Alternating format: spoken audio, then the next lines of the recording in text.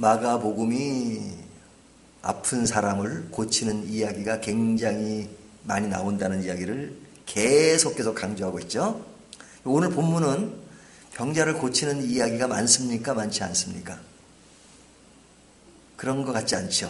오늘은 그 병자를 고치는 이야기가 주가 아닌 것처럼 보입니다. 하지만 본문 한 두 절만 좀 선택해서 본다면요.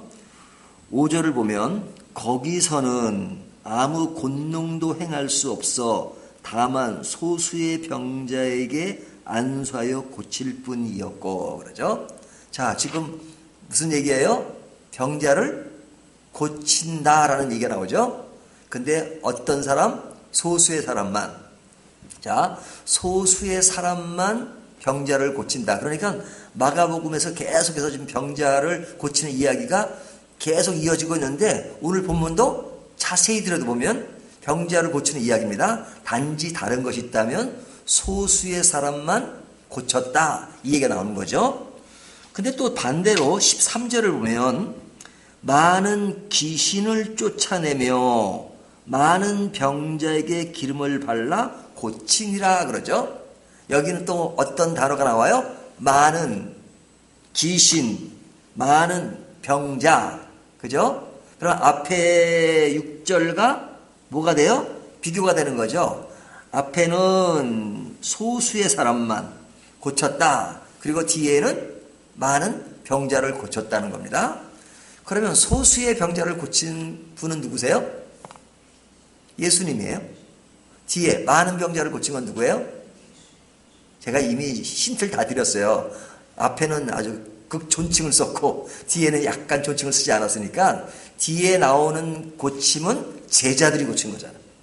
예수님의 제자들이. 그러니까 예수님이 고친 산자는 소수였고 그 다음에 뒤에 가서 많은 병자와 많은 귀신을 고친 것은 누구예요? 제자들이란 말이죠. 반대가 돼야 될 것 같잖아요. 예수님이 많이 고치고 제자들은 다른 데 보면 막 권능을 줬는데도 그냥 고치지 못해가지고 헤매는 장면도 나오잖아요. 하지만 오늘 본문에는 우리의 예상을 깨고 예수님이 소수의 사람을 고치고 제자들이 많은 병자를 고쳤다. 그럼 마가가 이 병자를 고치는 이야기를 이렇게 하면서도 지금 이 속에서 반복되는 고쳤다. 그것만 이야기하는 것이 아니라 제가 늘 반복해서 이야기하듯이 그 안에 어떤 핵심 내용을 다루고 있다는 것을 전제로 하죠. 그럼 오늘 본문은 뭐냐? 한마디로 이야기하면 배경입니다. 배경. 이 배경이라고 하는 것은 오늘날 우리 사회에 굉장히 중요하게 대두되는 요소입니다. 그렇죠? 자, 그 배경을 설명하려면 오늘 본문을 설명해야 돼요. 지금 예수님이 어디로 가냐면 고향으로 갔습니다. 고향에 가서 다 가르치셨어요. 어디서 가르치냐? 안식일날 해당해서 가르치셨습니다. 자, 1절 보세요. 예수께서 거기를 떠나서 고향으로 가시니 제자들도 따라갔습니다. 2절 안식일이 되어 해당에서 가르치시니 많은 사람이 듣고 놀라 이르되 이 사람이 어디서 이런 일을 얻었느냐. 그러죠? 자, 예수님이 고향에 가서 고향 해당에서 가르쳤습니다. 그 가르침을 듣는 사람들은 누구예요? 고향 사람들이죠. 고향이라고 해서 뭐 굉장히 큰 게 아니죠. 저는 고향이 서울입니다. 그러면 서울에서 제가 제 고향이 서울입니다. 그러면 서울의 인구가 얼마나 많아요? 몰라보죠. 하지만 예수님의 고향은 어디예요? 태어나기는 베들레헴에서 태어났지만 고향은 나사렛이잖아요. 나사렛이라는 동네는 엄청 작은 동네예요. 그렇죠? 이스라엘 전체가 우리나라 강원도 정도 돼요. 이스라엘 전체가. 근데 나사렛은 북쪽에 있는데 굉장히 작은 곳이니까 동네 사람들이 다 알아. 당시와 또 오늘은 다르죠? 그땐 더했죠? 그러니까 뭐 이런 얘기 하잖아요. 가까운 사람들이 모일 때 그 집에 숟가락이 몇 개 있고 뭐가 다 한다. 그 정도란 말이죠. 그러니까 예수님이 가르치면 저 사람이 누굴까? 이게 아니죠. 다 한단 말이죠. 누군지. 근데 그 예수님이 그곳에서 자랐고 지금 전 성년이 됐습니다. 30이 넘으셔가지고 지금 가르치고 계시니까 그 듣는 사람들이 다 아는 사람이에요. 뒤에 보면 나오잖아요. 누군지 알자고 얘기하잖아요. 그 아버지가 뭐고 누가 그거 뭐 동생 누이 다 나오잖아요. 자, 근데 가르침에 놀랐다라는 말은 뭘 보고 놀란 것일까요? 두 가지입니다. 놀란 이유는 뭐 더 이야기할 수도 있을지 모르겠어요. 제가 생각한 두 가지예요. 첫째는 그 말씀이 너무너무 귀하다기보다는 잘하니까. 말씀이 보통 사람과 달라요. 말씀의 품위와 말씀의 내용과 말씀의 고리가 달라요. 그러니까 놀랄 수밖에 없죠. 와, 굉장한 실력의 말씀을 전하는 겁니다. 그것이 첫 번째 이유예요. 두 번째 이유는 제가 하고 싶은 말입니다. 배경이에요. 배경이 없는 사람이에요. 학교도 제대로 안 다녔고 그 다음에 목수의 아들인 거 알고 있고 아무런 그런 배울 만한 그런 걸 본 적도 없어요. 근데 저 사람 정도의 배경과 실력과 오늘날식으로 뭐 그런 공부한 그런 것들이 보이지 않는데 말씀을 전하는 걸 보면 대단하단 말이죠. 그러면 야, 저 사람은 배운 흔적도 별로 없는데 저렇게 큰 말씀을 중요한 말씀을 할 수 있다니 대단하구나. 놀라야 되잖아요. 근데 어떻게 놀라요? 그런 어떤 말씀의 가치를 보고 놀라는 것이 아니라 야, 저 사람은 백그라운드가 없는데 어떻게 된 거야? 저 사람하고 지금 오늘 본문에 보면 그 예수님을 비하시키는 내용이 나오죠. 저 사람은 배우지도 않았는데 우스갯소리로 그런 얘기 하잖아요.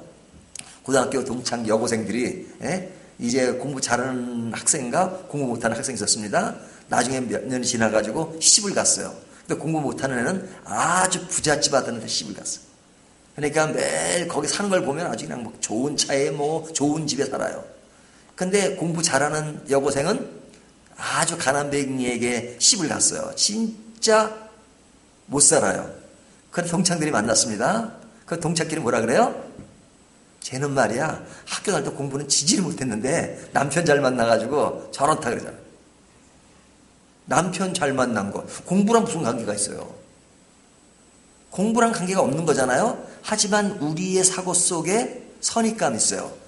뭘 잘하고 뒤에 배경이 있으면 반드시 이렇게 되어야 된다는 것. 그렇게 안 되면 그 배경이 있는데 왜 안 됐는가 하는 그런 생각을 한단 말이죠. 그러니까 여기 나오는 사람들을 보면 예수님은 누구의 아들이에요? 하나님의 아들 생각 못하죠. 목수의 아들이에요. 목수의 아들이에요. 그리고 그의 형제들 보면 별 볼 일이 없어요. 근데 그가 지금 해당에서 가리키고 있어요. 그러니까 놀라는 거죠. 그러니까 잘하고 못하는 기준이 실력을 가지고 얘기하는 경우가 많지 않아요. 이 세상은 참 그렇습니다. 아무리 세상이 좋아졌고 달라졌어도요, 옛날보다 덜한 측면이 있을지 모르겠어요. 하지만 이미 점수를 따고 가는 경우와 이미 점수를 따고 가지 않는 경우가 너무너무 많다는 거죠. 그 따고 안 따고의 기준이 뭐예요? 배경이란 말이죠. 저 사람은 당연히 뭐 공부도 저렇게 많이 했고 뭐 유학도 갔다 왔고 뭐 그것은 당연히 저렇게 잘했겠지. 근데 공부를 많이 했다고 다 잘하나요? 아니죠. 어떤 사람은 공부도 제대로 뭐 많이 못했어요. 뭐 다른 사람 얘기할 필요 없어요. 이렇게 목회자들 보면 뭐 신학교 뭐 이렇게 별 볼 일 없고 그래요. 하지만 목회 잘하고 정말 말씀 잘 전하고 그런 사람 많아요. 진짜 공부는 많이 했어요. 하지만 설교를 들으면 저 공부는 뭘 한 거지? 이런 사람도 많아요. 근데 사람들은 대체적으로 그 말씀의 내용을 가지고 얘기하지 않을 때가 많아요. 선입감을 가지고 이미 점수를 만들어 놓고 가요. 그래서 문제가 생깁니다. 어떤 문제가 또 생기냐? 배경이 중시되는 사이다 보니까 배경이 중요하게 생각되는 공동체다 보니까 배경이 없으면 배경을 만들려고 그래요. 실력이 없으면 실력을 만들어야 되잖아요. 제가 신학교 강의하러 가면 학생들이 늘 그런 얘기를 해요. 너희들이 목회를 하려면 말씀을 제대로 할 줄 알아야 된다. 말씀에 시간을 투자하고 말씀에 노력하고 그래서 무릎 꿇고 기도해야지 쓸데없는데 정치하려고 하지 마라. 내가 제일 나쁜 놈들, 신학교 졸업해가지고 제일 나쁜 놈들, 늘 정치만 하는 정치 목사가 되는 거 난 제일 싫다. 그런 얘기를 늘 강조해요. 정치 목사가 되는 건 뭐예요? 배경만 만드는 거죠. 배경. 정치로 목회를 하고. 사람들을 어떻게 모아서 사람들을 어떻게 이용해가지고 내 어떤 위치를 만드는 것.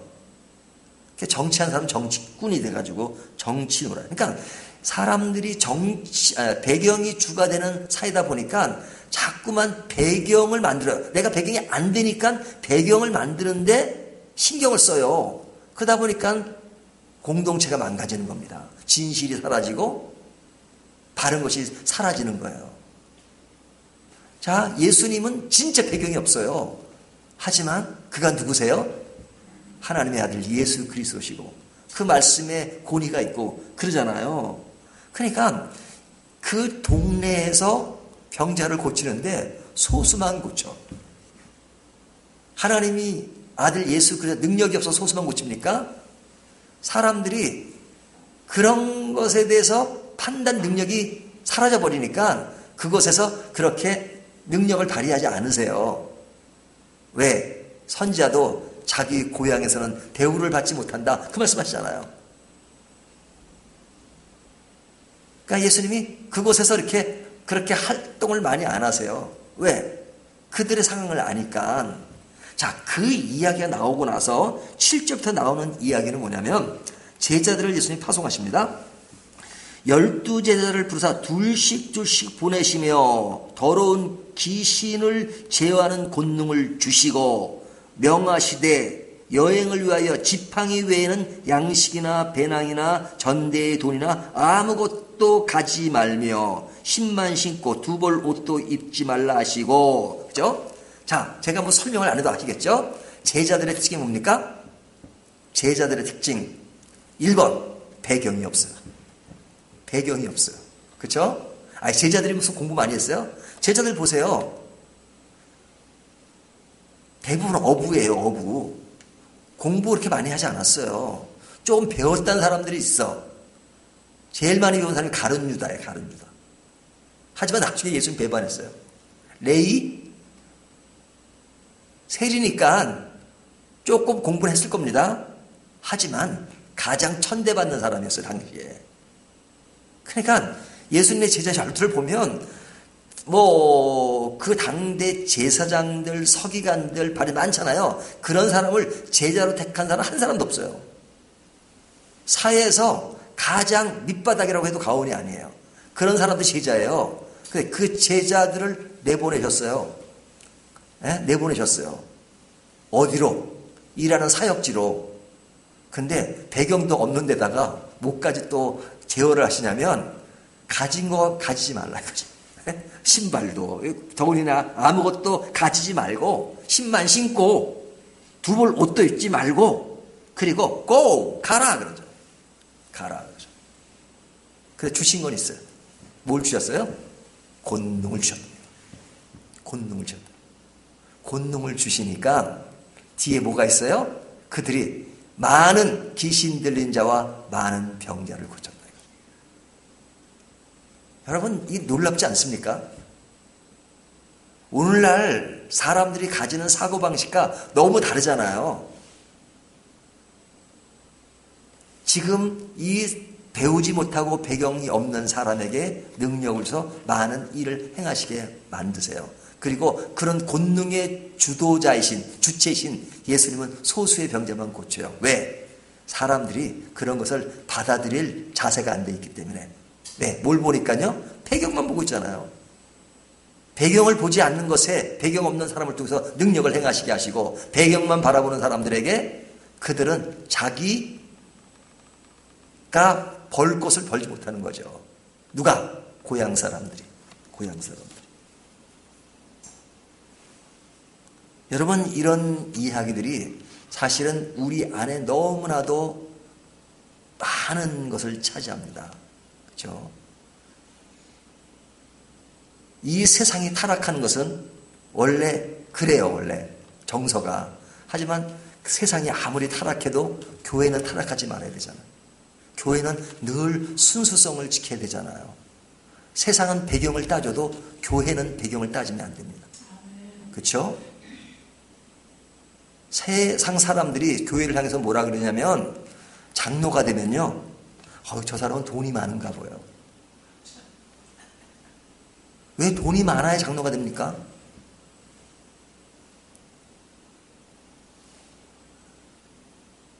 새벽기도는 여자분들이 주로 오시니까 권사님들 되시면, 권사님 되실 때 많은 교회들이 권사 되는 대가로 헌금을 강요해요.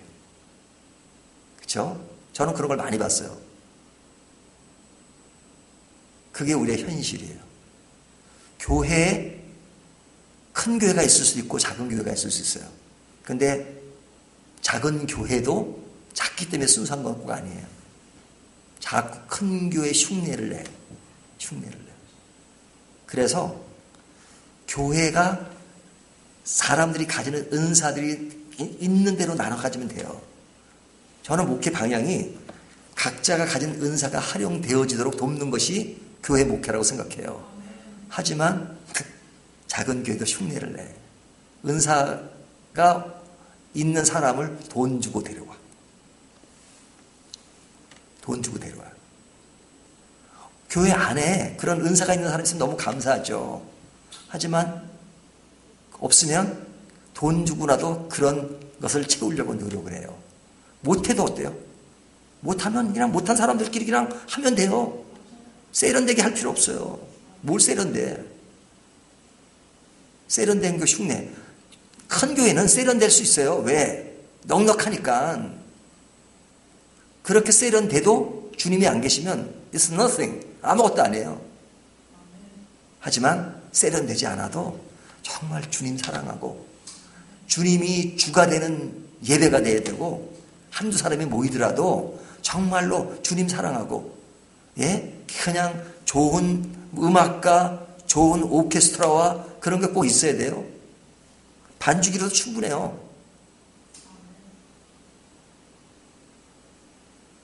근데 그것이 득세가 되고 그것이 배경이 되는 그런 교회가 된다 그러면 정말로 안타까운 일이죠.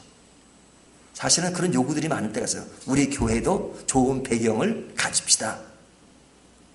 근데 저는 늘 주장해요. 있는 그대로. 있으면 있는 대로, 없으면 없고. 사도 바울이 늘 고백하잖아요. 에? 나는 부활지도 알고 또 반대가 될 때도 있고. 그렇잖아요. 하나님이 넉넉하게 주시면 넉넉한 것을 유익하게 잘 쓰면 돼요. 또 부족할 때는 부족한 대로 하면 돼요.